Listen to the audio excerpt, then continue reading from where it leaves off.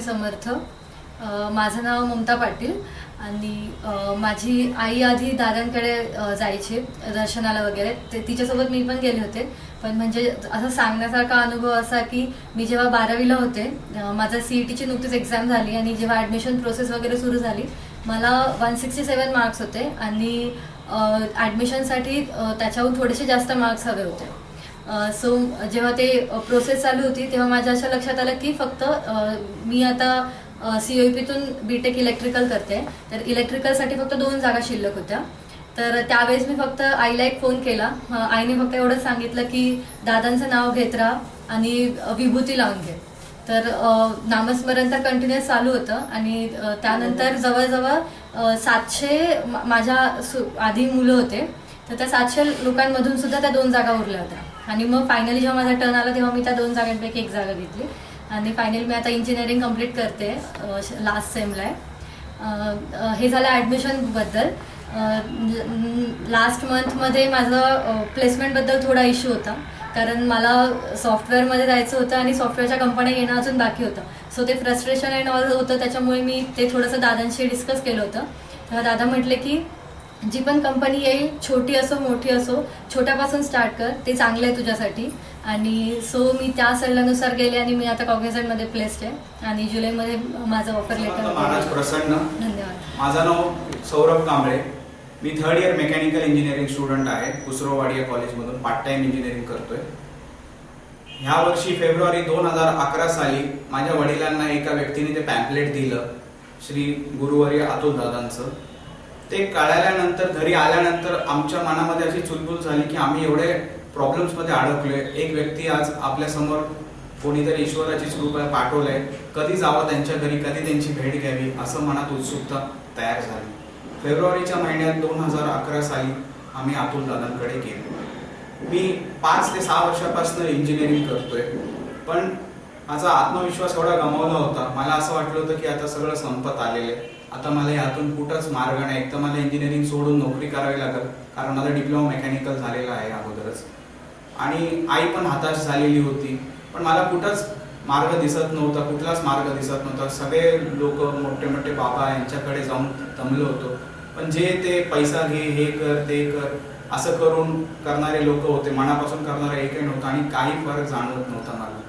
पण ते ईश्वराची इच्छा होती आणि तो दिवस, फेब्रुवारीचा तारीख मला आठवत नाहीये, पण तो आला आणि आम्ही आई वडील आणि मी, आम्ही तिघं गुरुवर्य अतुल दादा यांच्या घरी गेलो. त्यांच्या घरी गेल्या गेल्या त्यांचा चेहरा पाहिला, त्यांचे पाया पडल्यानंतरच त्यांनी बोलायचं जे चालू केलं की तो दिवस आणि आजचा दिवस जमीन आसमानाचा फरक झालेला आहे. त्यांनी मग माझ्याशी संभाषण केलं, माझे काय प्रॉब्लेम्स आहेत मी त्यांच्याशी व्यक्त केले. आईचा गुडघेदुखीचा त्रास होता, घरामध्ये आमचा वास्तुदोष आम्हाला जाणवत होता अगोदरपासून, की कुठलीही गोष्ट आम्ही करायला जायचो त्यात बाधा यायच्या किंवा त्रास व्हायचा, आळस यायचं, झोप फार यायची, मला अभ्यासात लक्ष लागत नव्हतं माझ्या. पण त्यांनी जेव्हा मला माझ्याशी बोलले, मार्गदर्शन केलं, की मला असं वाटू लागलं की खरंच हेच व्यक्ती आहेत जे मला ह्यातनं बाहेर काढू शकतात. आणि माझी श्रद्धा पूर्ण पहिल्या दिवसापासून त्यांच्यावर होती. त्यांना पाहिल्या मला वाटलं की हेच आहे माझ्यासाठी जे ईश्वराने पाठवलेले आहे त्यांना. आणि मग इंजिनिअरिंगचे विषय माझे सुटले.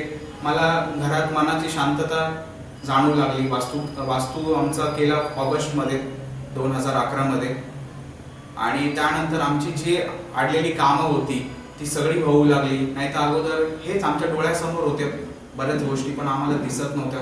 बुद्धीमध्ये भुरळ पडली होती. आमच्या जे ओळखीचे लोक होते, काय आम्ही सगळे विसरलो होतो, पण तेच आता ओळखीचे लोक मदत करू लागले, जे अगोदर आम्हाला करत नव्हते किंवा आमच्याशी नीट वागत नव्हते, ते सगळे नीट बोलू लागले, नीट वागू लागले.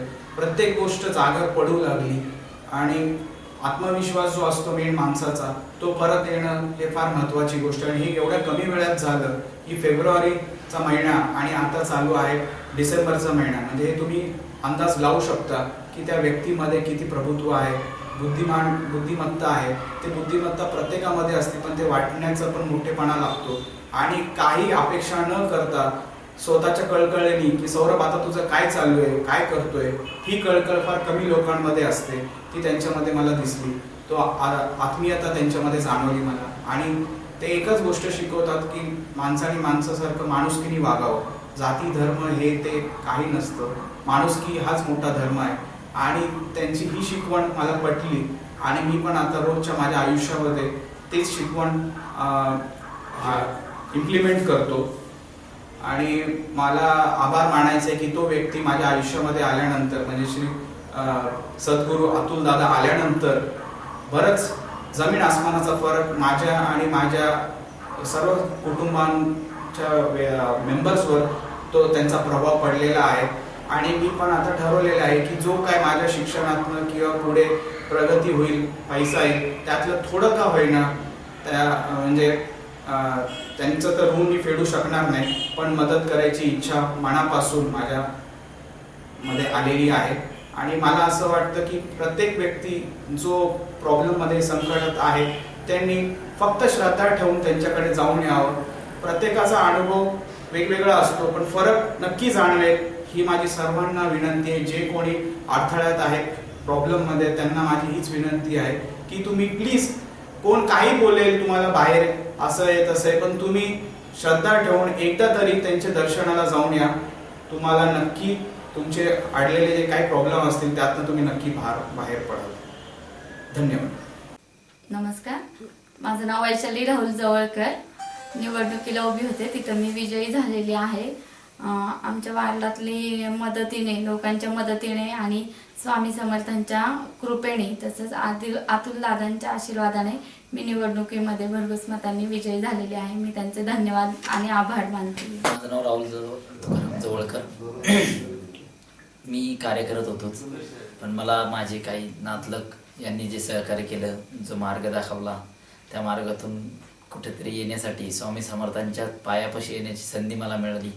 ती संधी अतुलदादांनी जी मला मिळवून दिली त्याबद्दल मी त्यांचा ऋणी आहे.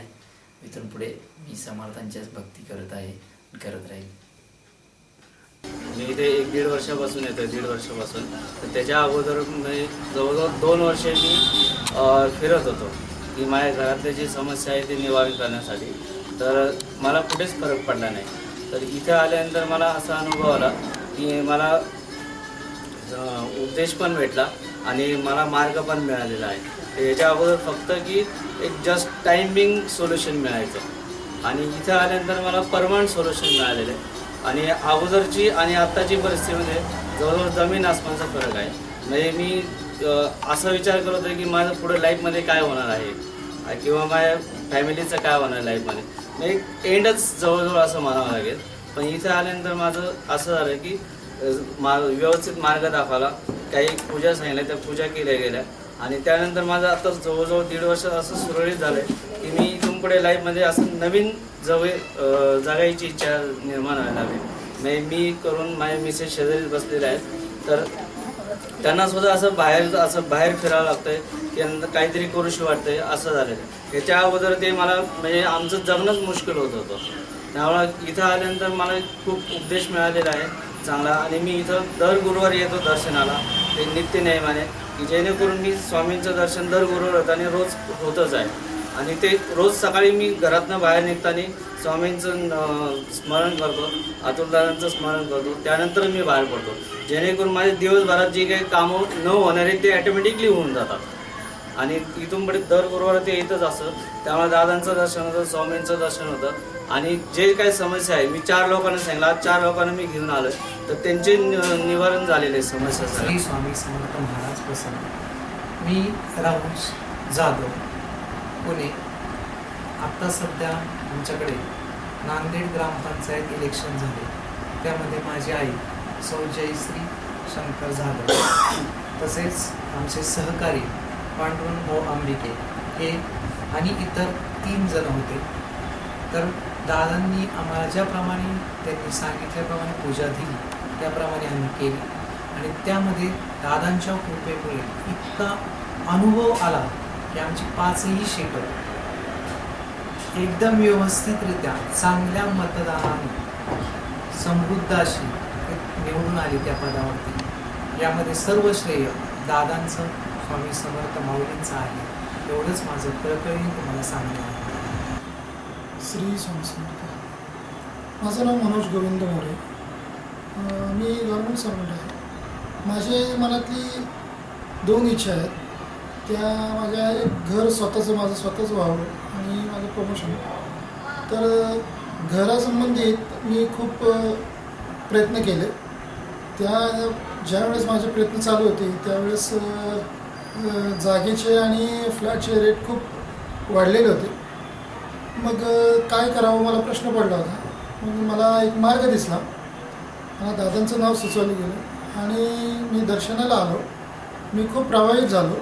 दादांना माझे 2 प्रश्न मी दादांसमोर मांडले आणि दादांनी मला पूर्णपणे श्युरिटी दिली की तुमचं काम हे 100% होणार आहे.